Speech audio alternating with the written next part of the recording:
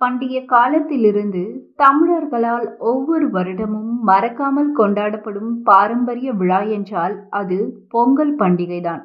ஒவ்வொரு ஆண்டும் தமிழ் மாதமான தை மாதம் முதல் தேதி பொங்கல் பண்டிகை கொண்டாடப்படுகிறது.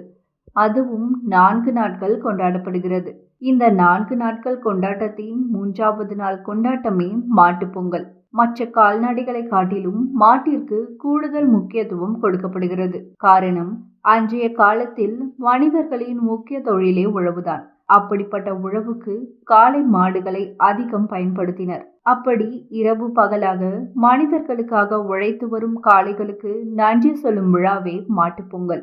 அன்றைய தினம் தங்களது வீட்டை சுத்தம் செய்து அலங்கரிப்பது போல் பசு காளைகள் உள்ள மாட்டு தொழுவத்தை சுத்தம் செய்து பல வண்ண கோலங்கள் வரைந்து அழகுபடுத்துவர். குறிப்பாக அதிகாலையிலேயே மாடுகளை குளிப்பாட்டி அவற்றின் கொம்புகளில் சிவப்பு, நீலம், பச்சை என பல வண்ணங்களில் அலங்கரிப்பர். கொம்புகளின் உச்சியில் உலோகத்தாலான சிறு சிறு தொப்பிகளை அணிவித்தும் மலர் மாலைகள் சூட்டியும் அவற்றின் கழுத்தில் அழகிய சத்தம் வரும் மணிகளை கட்டிவிடுவர்.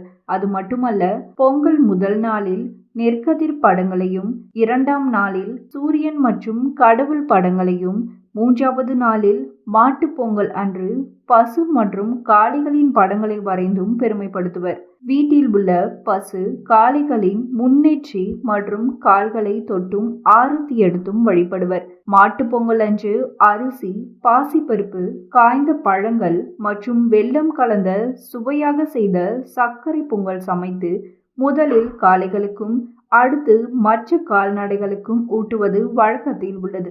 இப்படி உலகத்தில் மனித குலமே பெருமையுடன் விழா எடுக்கும் ஒரு கால்நடை எது என்றால் அது காளைகள் மட்டுமே.